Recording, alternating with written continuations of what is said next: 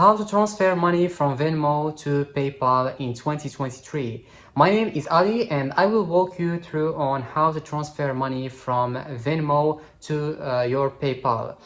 So it's not something difficult, it's just something that we need to do so we can do it. So I will show you a trick because you can't do this directly, but you can do it indirectly. Okay, so this is exactly what I'm going to show you in this video. I'm going to show you how you can do it indirectly so you can get the money that you have on Venmo and transfer them to PayPal.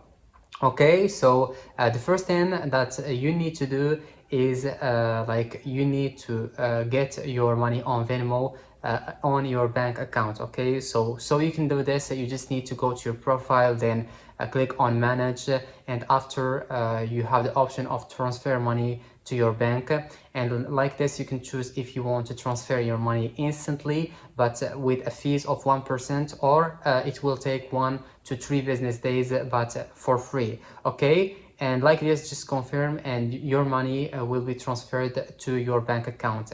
And then after receiving your money to your bank account, you just need to go to your PayPal and you just need to click on add money on PayPal, and after clicking on adding money, there you can be able to transfer the money that you have on the bank account to your PayPal.